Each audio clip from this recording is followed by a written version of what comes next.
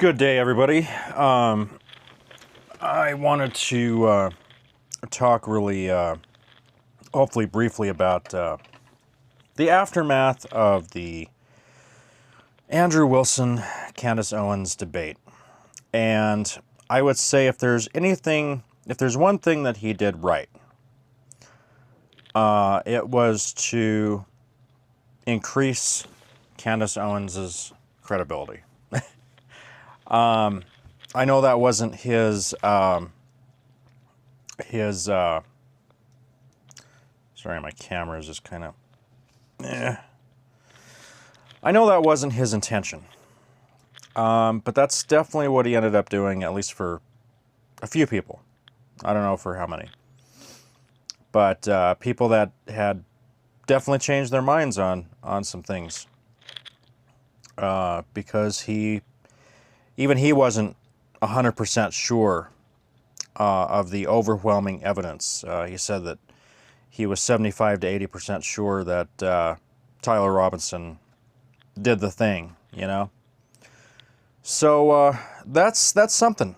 I mean, he basically conceded the debate before it even really got started. So, and you know, all the arguments that have been made about Candace and other influencers, that they're profiting off of a dead man. Well, in the debate, and I'm not covering the debate really as far as like word for word. I'm not going to do a reaction to it. It's long, but in the debate, there's a lot of good, you know, post-debate reaction videos. You can still obviously go watch the debate on YouTube. But Andrew, he goes and he first of all, at the very beginning, he said he was going to release that. He was going to show the text message that he got, and claiming that he had other stuff too. And then he ends up telling Candace Owens, no, I'm not going to show it here. You know, I'm gonna show it on my own channel, is what he said. I'm going to show it on my own channel. Okay, well, who's profiting? Who's profiting now there, Mr. Pickle? Mr. Pickle or Mr. Olive or whatever you want to call him. Ashtray Williams. So you got to ask, you got to look at some of this and be like, okay, what was this for? Because he knew he was going to get more visibility. Candace Owens has like 6 million subscribers right now. I think PBD said that Andrew had something like 30,000 or 300,000 or something like that. Definitely way less than Candace Owens has. So was he trying to just, you know, he's just trying to get more subscribers? Was that the whole, you know, the whole goal of this? And was, I would say 300K was probably worth it to get. I don't know how many subscribers well, take that back. I took a look at his channel, The Crucible. He's got like 600 and some thousand subscribers now. So, but it was probably worth it to him to pay that money. And mind you, half of that came from somebody else.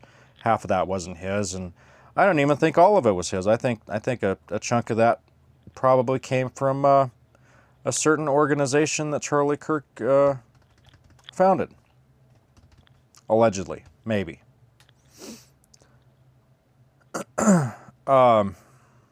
Furthermore, I would say that I mean, he's recouping the money anyway by his little give, send, go thing that he's trying to get people to donate to recoup his costs. But I don't think that money came from him. I really don't. I could be wrong. Candace Owens seemed to have the same mindset. I don't think that money came And I think that you got that money from someplace else, is what she was saying. And she, mentioned or said, she thought it was coming from a certain Turning Point organization, which I call it Toilet Paper USA now, because it's not what it used to be. Yet, in my opinion, allegedly. What Charlie Kirk was debating and preaching and so on, was to think for yourself. Really was to think for yourself. To abandon bad habits and practices and things that ruin society as a whole. And even to the point of, looking at, hey, maybe we shouldn't be going into Iran. Maybe we shouldn't be doing some of these crazy things that we're doing. Maybe Israel has to kind of grow up at some point and take care of themselves. If they're ever in a pickle, no offense, Andrew. If they're ever in a pickle, sure, we could help them, I think. But to be at their every beck and call for every single thing, it's like, we shouldn't have to be the only ones to do that. We shouldn't have to be, and we shouldn't have to be doing this. We shouldn't be doing this by the dictates of certain people there as well, certain leaders that, I can respect the people and disagree with the leaders. I can look at a certain prime minister over there and say, yeah, I think it's time somebody took your place. In a peaceful way, like just step down or whatever. It doesn't make me anti-Semitic. It doesn't make me any of those things, It just means that I'm looking at something, I'm saying, well, this is probably not a good idea, some of the stuff that we're doing, and we should approach it in a different way. And Charlie Kirk, had that same viewpoint. But now this organization, TPUSA, has already turned away from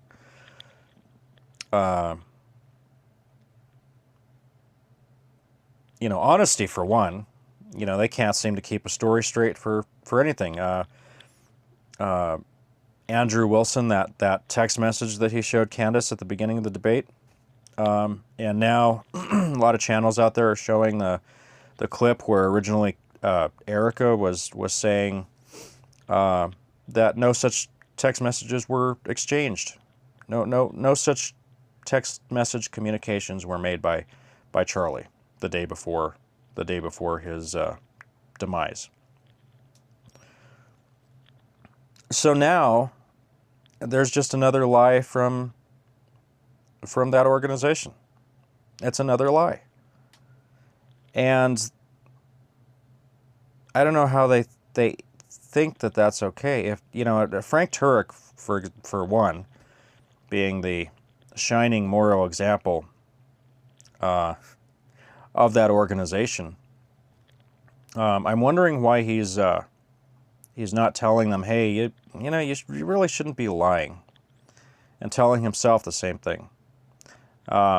Wouldn't he also, I would think, as St. Paul says, that if you break one of the commandments, you've broken them all. It's not good to lie. It's not good to. I mean, that's the only other thing, unless they have, horrible dementia rates among their leaders and staff. I don't know. Maybe there's something in the water. Maybe it's all the data centers out there. I don't know. But they are not being. They have not been honest with so many things already.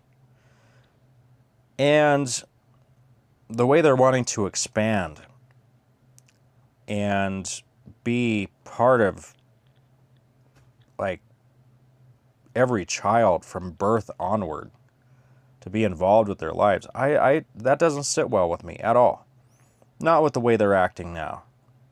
You know, even when Charlie was running it, you know, maybe I'd have some reservations of, you know, let's not get too big. Let's not get too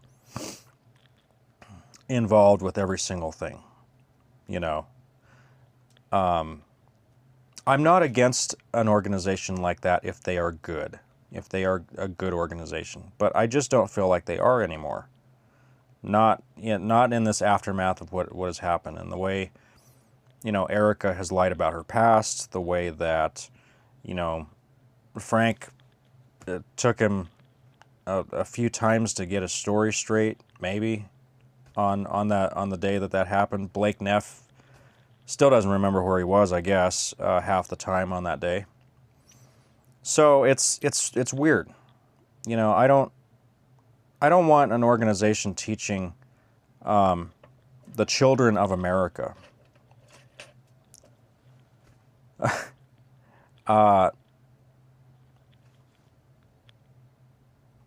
amnesia, or dementia, or, you know, how to be better liars. Well, not that that's teaching them how to be better liars, but I mean how to say one thing and then completely say the other thing, and not even flinch, you know.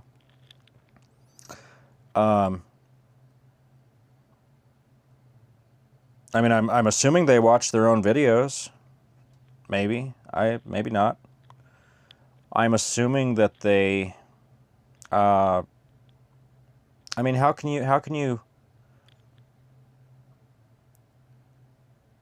go and say, I was never there, and then later you're like, oh, I was there, or I was, you know, we did CPR and then we didn't do CPR, or we didn't do CPR, then we did do CPR. Like, maybe it was all that yanking and banking, you know, but that still doesn't explain Erica, because she wasn't yanking and banking in that SUV and getting her brain all jostled. So,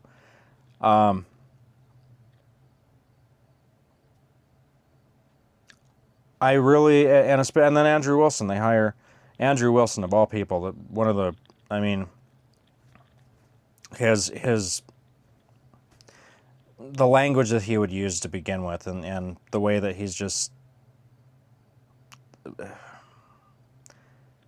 he argues to win. He doesn't argue on principle. He argues to win. He thinks that if you are louder,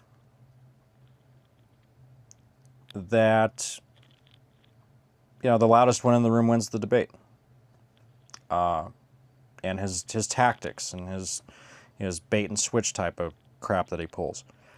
And speaking of louder with Crowder, Steven Crowder, if anybody out there still remembers who he is,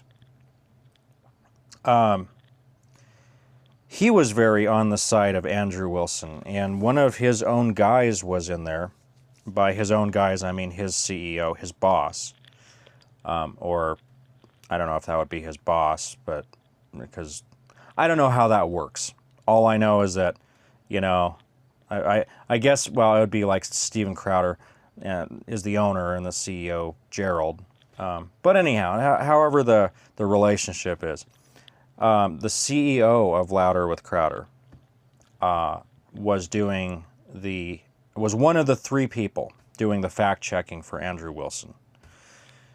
And Steven Crowder shared on his YouTube channel a phone call post-debate, you know, kind of talking about how things went. So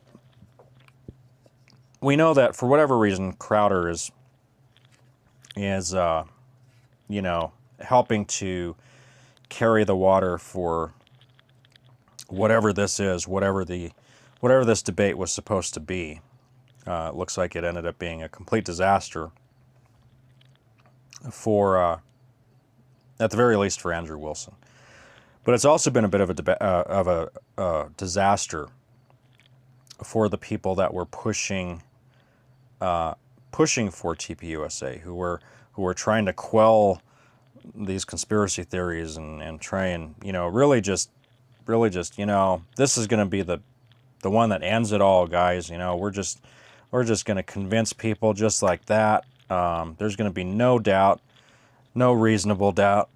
You know, and the fact that Andrew Wilson didn't say 110% that he believed that Tyler Robinson did the undoing of Charlie. It says a lot, you know. It says a lot about where they even, you know, probably where he even feels about it. He's like, I'm not gonna. He's probably thinking, but I don't know. It's hard for me to believe, but I kind of feel like maybe he's thinking about his future too. He's like, well, I don't know if I should put 110%. You know, I don't know if I should say 100 or 100% or 110% or whatever. That he believes the official narrative, because let's face it, I think half of this was to get more subscribers to his channel, and of course he's been around for a while, you know, a lot longer than some of the other people out there. As far as YouTube world goes, so yeah, I know that it was a dual reason for all this. He was definitely wanting to get more subscribers to his channel,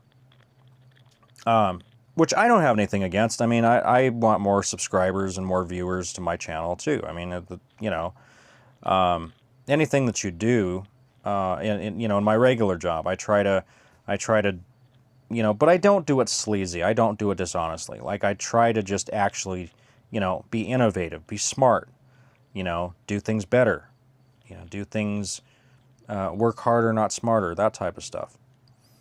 And if I feel I have an important message, or if I feel like, you know, that I feel kind of compelled or called to talk about certain, you know, subjects, or you know, bring up certain things for other people to watch and listen to, you know, I'm also wanting more people to see it. I'm also wanting more viewers and subscribers. So, you know, I'm not entirely trying to put him down for that, but I mean, that's just what it felt like, was just a, you know, a cheap, maybe not so cheap, but a pay-to-play, you know, dual motive behind it, where, you know, he's going to carry the water for TPUSA while at the same time, you know, getting his money back through crowdfunding. You know, again, if any of that was any of his money, I don't think it was, but he's trying to get some money out of it,